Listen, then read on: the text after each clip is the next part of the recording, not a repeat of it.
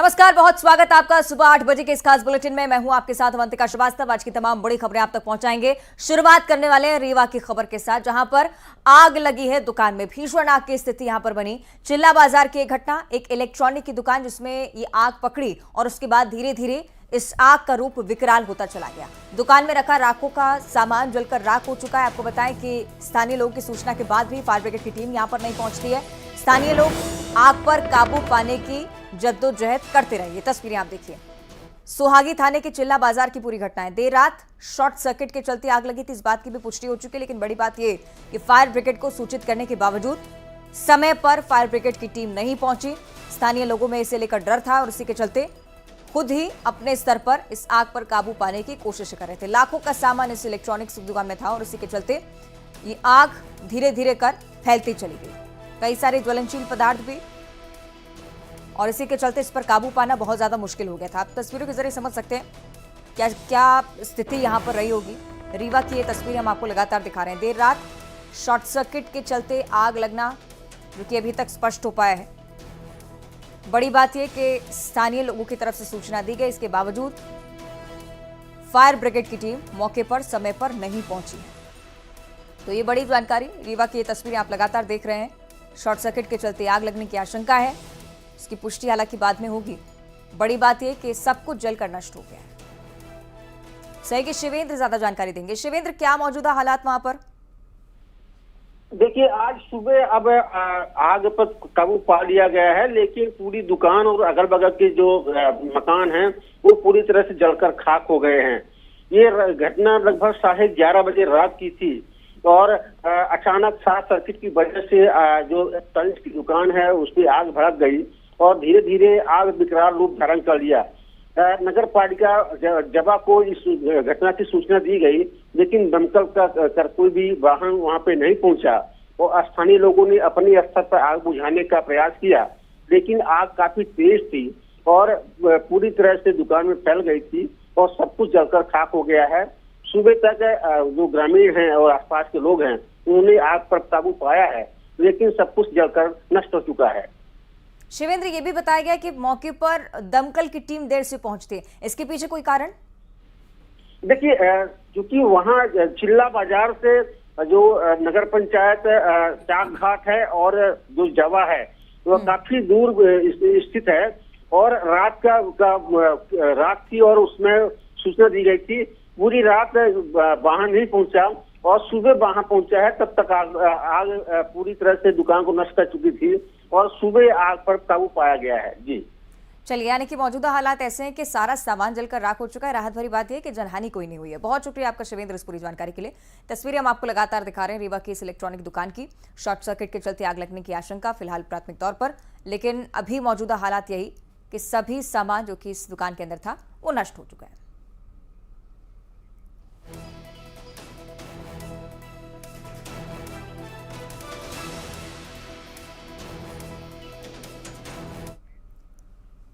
आगे बढ़ते बात करेंगे मुख्यमंत्री शिवराज सिंह चौहान के आज के महत्वपूर्ण कार्यक्रम की। उज्जैन जिले के दौरे पर आज सीएम रहेंगे। उज्जैन दौरे पर रहने के दौरान कई सारी चीजों का लोकार्पण, कई सारे ऐसे विकास कार्य जिसका वादा मुख्यमंत्री पहले कर चुके थे। महाकाल अन्न क्षेत्र जिसमें से सबसे ज्यादा खास हो जाता है, 27 करोड़ की लागत से अन्न क्षेत्र बनाया गया है।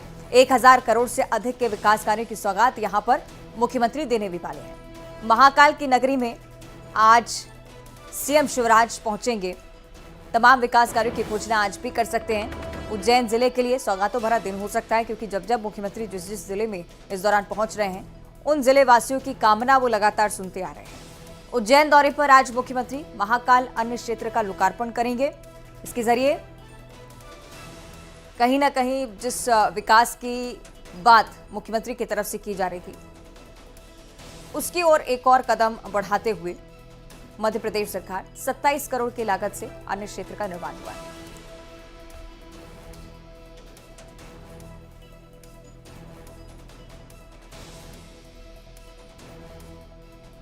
चलिए, आज क्या कुछ होना है जब मुख्यमंत्री यहां पर पहुंचते हैं ये हम भी समझ लेते हैं। सहयोगी अजय पटवा हमारे साथ जुड़ चुके हैं। अजय, क्या कुछ हलचल है इस पूरे कार्यक्रम को लेकर और कितना विकास महाकाल अन्न क्षेत्र से उज्जैन नगरी में आएगा?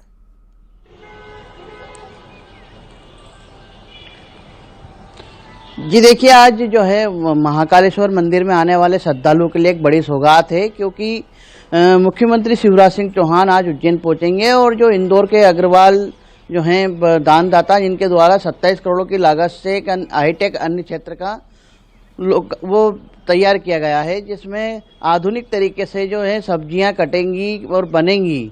इसके साथ ही रोटी भी ऑटोमेटिक मशीनों से बनेगी। इसके साथ 70 से अधिक कर्मचारी जो हैं खाना बनाने और खिलाने तक जो है इसमें लगे रहेंगे। ये अभी तक की सबसे बड़ी भोजनशाला बताई जा रही है, क्योंकि एक दिन में 1 लाख श्रद्धालु इसमें भोजन कर सकेंगे।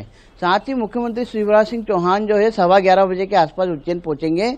यहाँ पर वे सबसे पहले बाबा महाकाल के दर्शन करेंगे। दर्शन के बाद जो है धर्मशाला जो अन्य क्षेत्र बनी है उस अन्य क्षेत्र का लोकार्पण करेंगे।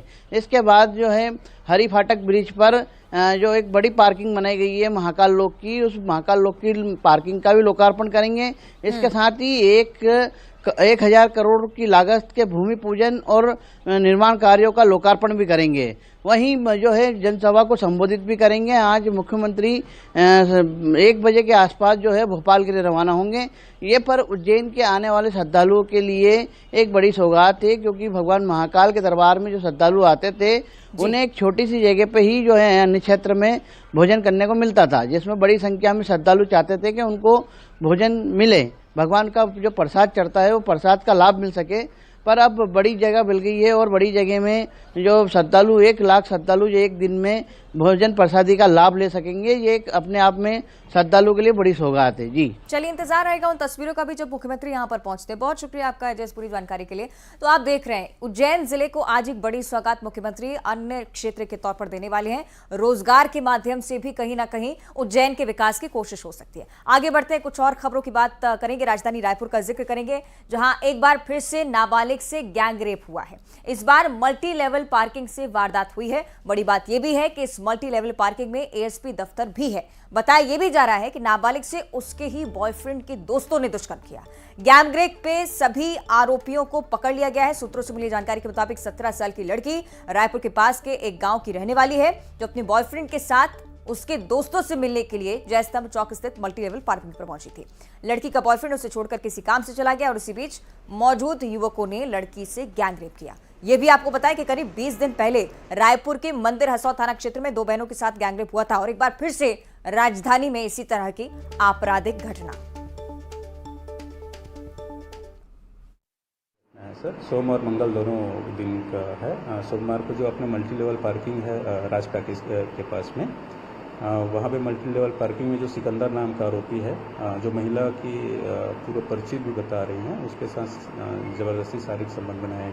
और जब मंगलवार को महिला पहुंची, बालिका पहुंची वहाँ पे पीड़िता, तो वहाँ पे अन्य 2 लड़के जो सिकंदर से पूरे परिचित थे और आते जाते रहते थे, उसमें से एक लड़के ने लड़की को कार में लेके गया और एक साथ में भी गया था, तो वो उसमें से एक लड़के ने संबंध बनाया। इस प्रकार से 2 लड़के ने संबंध बनाया लड़की को अलग अलग टाइप में, और गार्ड के रूप में और कार में, और एक लड़के ने इसमें सहयोग किया। इस प्रकार से हमने 3 आरोपी अरेस्ट किए हैं इसमें। राजधानी रायपुर में बदमाशों के हौसले कितने बुलंद हैं, और इसका अंदाजा आप ये लगा सकते हैं कि ये मल्टी लेवल पार्किंग है, और आप ये देख सकते हैं कि ये एडिशनल अतिरिक्त पुलिस अधीक्षक जो हैं उनका ऑफिस है, और यहाँ से आप ये मल्टी लेवल पार्किंग है, और यहाँ इसके नीचे हम आपको दिखाते हैं, यहाँ पर गैंग रेप की घटना हुई है और पिछले 20 दिनों में राजधानी रायपुर में ये दूसरी बड़ी घटना है। इसके पहले मंदिर हसौद में राखी के दिन गैंग रेप की घटना हुई थी और उसने पूरे राजधानी रायपुर को ही नहीं बल्कि पूरे छत्तीसगढ़ को दहला दिया था।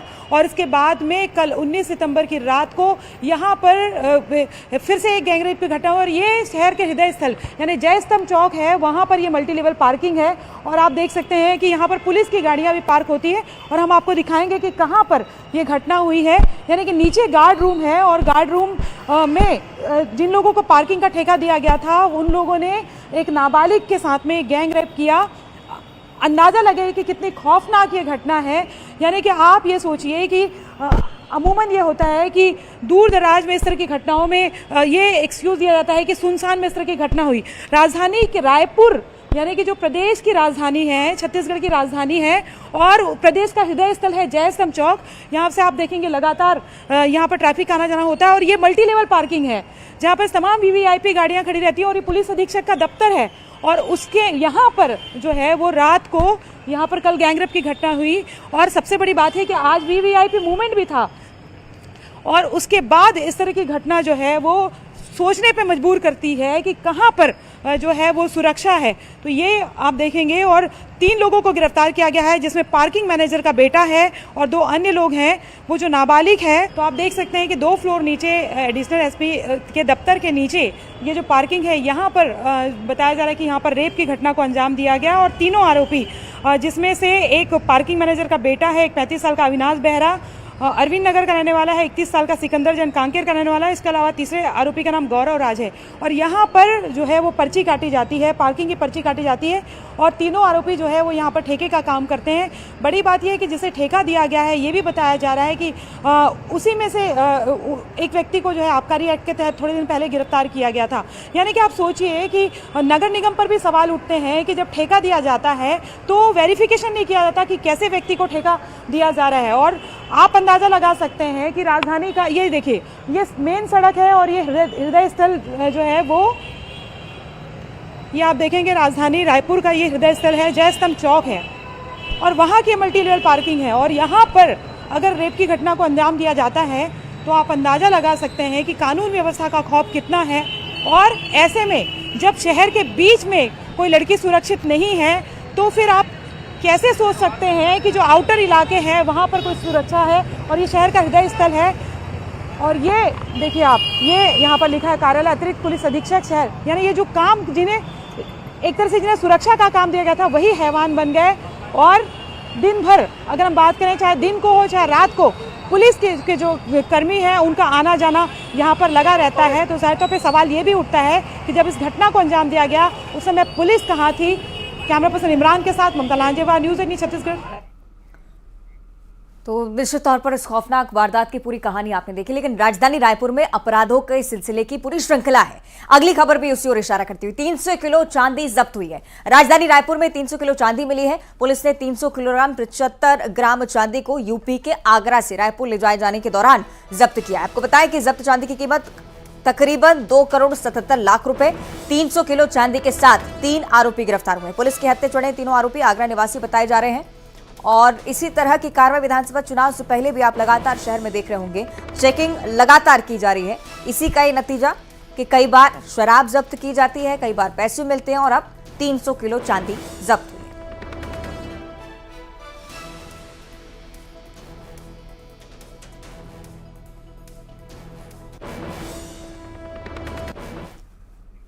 आगे बढ़ते हैं, अगली खबर आगर से है। यहां अवैध शराब पर पुलिस ने कार्रवाई की है। इसी बीच ट्रक में ले जाई जा रही 425 पेटी अवैध शराब को आबकारी विभाग ने पकड़ा है। शराब की कीमत करीब 52 लाख रुपए आंकी गई है। 2 आरोपियों को पुलिस हिरासत में लिया गया है।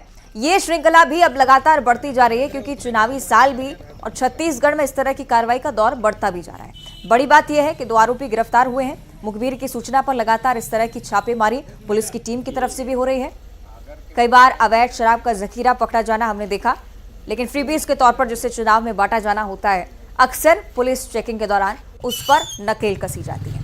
उसी तरह की कार्रवाई आगर में अवैध शराब पर कार्रवाई लगातार जारी। हाई रेंज की 425 पेटी जब्ती हुई है और आयसर गाड़ी है, आयसर गाड़ी की जब्ती हुई है और 400 पेटी हाई रेंज है, जिसकी टोटल कीमत है 52,12,800। कहाँ से पकड़ा है? ये हम लोगों ने ये राजस्थान बॉर्डर से डोंगर गांव से पकड़ा है। कहाँ जा रहा था? कहाँ से कहाँ के लिए निकला था आपको? ये राजस्थान से इधर आगर में एंटर हो रहा था। कहाँ के लिए जा रहा था ये?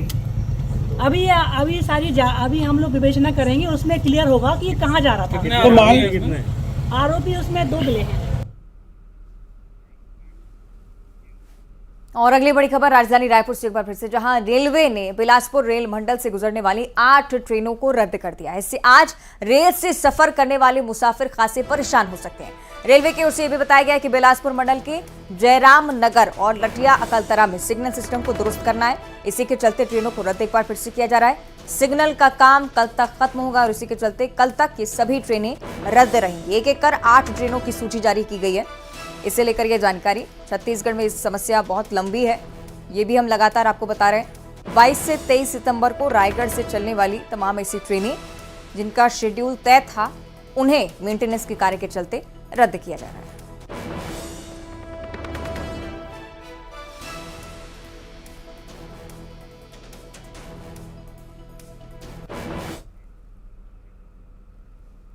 और आगे बात करेंगे अंबिकापुर जिले की, जहां सड़क नहीं होने के चलते मरीज को 3 किलोमीटर खाट तक लेकर एम्बुलेंस तक पहुंचाने का मामला एक बार फिर से सामने आया है। डुमरा पारा का ये गांव, जहां मरीज दिलबौत कुछ दिनों से बुखार से पीड़ित थे, सड़क की अच्छी स्थिति नहीं होने के चलते खाट पर लेकर एम्बुलेंस तक पहुंचाया गया। परिजन का कहना था कि कोई पहला मामला यहाँ पर नहीं है, सालों से बीमार व्यक्ति और गर्भवती महिलाओं को खाट पर ही एम्बुलेंस तक पहुंचाया जाता है। फिलहाल मरीज का इलाज अंबिकापुर मेडिकल कॉलेज अस्पताल में चल रहा है। आईसीयू में व्यक्ति भर्ती है, हालत भी इसकी नाजुक है। रास्ता की दिक्कत है, अचानक की कोई की तबीयत भी खराब हो जाए तो इमरजेंसी में गाड़ी नहीं पहुंच पाया। एम्बुलेंस वाला पहुंच के फ़ोन किया, बोला कि आगे गाड़ी जो नहीं जा पाएगा भैया, आपको जैसे लाना है लाइए, या बाइक से बैठा के लाइए या कैसे भी लाइए। हम लोग के पास कोई साधन नहीं था, खाट से ढो के लाना पड़ा। कितने किलोमीटर? 3 किलोमीटर आसपास। कब से सड़क बनाने की मांग कर रहे हैं? बहुत दिन हो गए, बहुत दिन से कर रहे हैं। क्या बोलते हैं? बन जाएगा बोलते हैं, बाकी बन ही नहीं रहा है।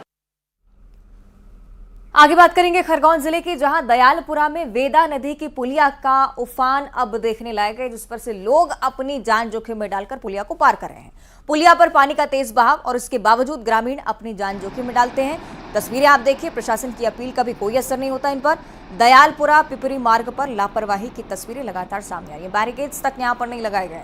इतनी बड़ी लापरवाही के चलते कभी भी कोई भी बड़ा हादसा हो सकता है, इस बात का तो अंदाजा आप इस तस्वीर को देखकर भी लगा सकते हैं। काफी तेज बहाव है पानी का। 2-3 व्यक्ति जो कि लकड़ी के सहारे ये सोचते हैं कि शायद इस पानी को पार कर लेंगे, लेकिन अचानक से अक्सर हम देखते हैं कि बहाव बढ़ता है और गाड़ी सहित अक्सर लोगों को बहा ले जाता है। इस तरह के हालात यहाँ पर ना बने, इसके लिए प्रशासनिक स्तर पर भी संज्ञान लेना बहुत जरूरी है।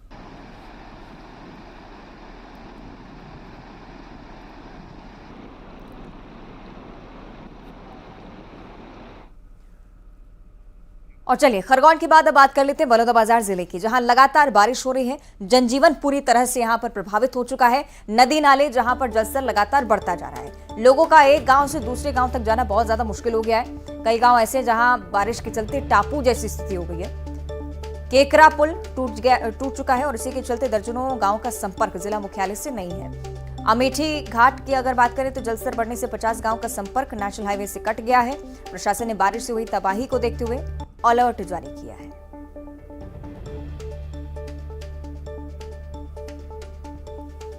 तो बलौदाबाजार की स्थिति आप देख रहे हैं, केकरा पुल टूट चुका है। कुछ ऐसी तस्वीरें जो कि ये बयां करती हैं कि यहाँ पर हालात बहुत ज्यादा बदतर हो चुके हैं। जिला मुख्यालय से संपर्क टूट जाना, नेशनल हाईवे से संपर्क टूट जाना किसी गांव का, इससे आप स्पष्ट तौर पर समझ सकते हैं कि बीते दिनों हुई बारिश के चलते इतना तेज बहाव है पानी का कि एक जगह से दूसरी जगह पहुंचने के लिए काफी संकट हो रहा है।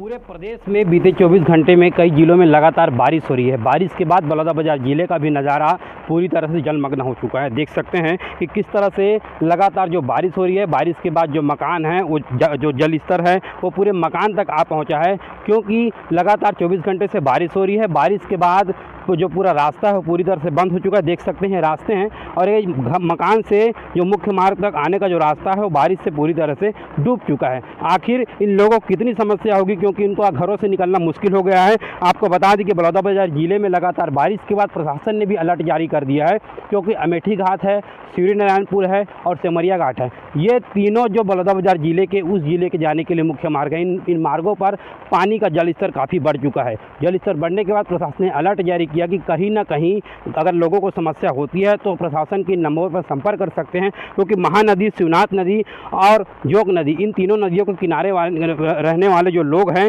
उन्हीं लोगों को काफ़ी समस्या होती है बाढ़ का जलस्तर बढ़ने से, जिसके चलते लगातार बारिश की स्थिति देखी जा सकती है। अमेठी घाट में भी जलस्तर कल रात से काफ़ी बढ़ चुका है, जिससे 50 से 60 गाँव का संपर्क पूरी तरह से मुख्य मार्ग और शहर जाने के लिए पूरी तरह से टूट चुका है, जिसके लिए लोगों को जो 20 से 25 किलोमीटर का सफ़र तय करना होता था, वो अब 100 से 150 किलोमीटर का सफ़र तय पार करके जाना होगा। अभी भी ये नज़ारा देख सकते हैं कि किस तरह से कल रात से जो बारिश हो रही है वो अभी भी झमाझम बारिश हो रही है। बारिश के चलते ये जो मकान आसपास के दिखाई आपको दे रहे हैं वे शहर से और मुख्य मार्ग से पूरी तरह से कट चुके हैं। वहाँ मैं दूर तक भी ले जाना चाहता हूँ कि किस तरह से देखिए उन मकानों को कि रास्ता पूरी तरह से बंद हो चुका है और उनके आने जाने में काफ़ी समस्या हो रही है। ऐसे ही लगातार बारिश होती रही तो कहीं ना कहीं एक नुकसान और समस्या भी पैदा हो सकती है। लिहाजा अब देखना होगा कि आखिर प्रशासन ऐसे लोगों के लिए क्या मदद करती है। योगेश यादव, न्यूज़ 18, बलौदाबाजार।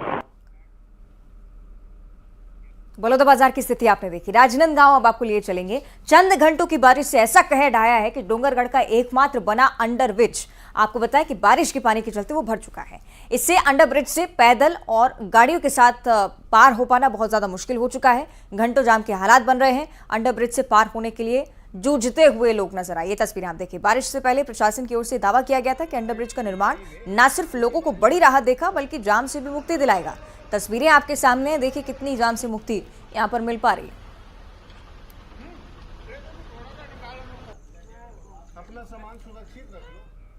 और मुंगेली की अगर बात करें तो यहां पर भी लगातार बारिश हो रही है। लोग खासे परेशान हैं। मनियारी नदी का जलस्तर लगातार बढ़ रहा है। प्रशासन ने खतरे को देखते हुए नदी किनारे रहने वाले लोगों को सुरक्षित स्थानों पर शिफ्ट कर दिया है। नदी का जलस्तर बढ़ने के चलते निचली बस्तियों में पानी भर गया है। लोग काफी परेशान हो रहे हैं। भारी बारिश के चलते मनियारी बांध का पानी ओवरफ्लो होने की कगार पर। ये तस्वीरें प्रत्यक्ष हैं।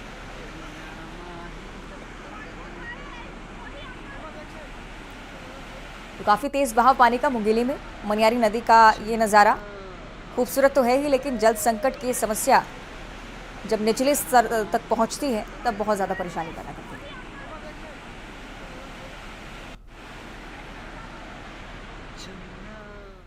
और इसी के साथ इस बुलेटिन में इतना ही। नमस्कार।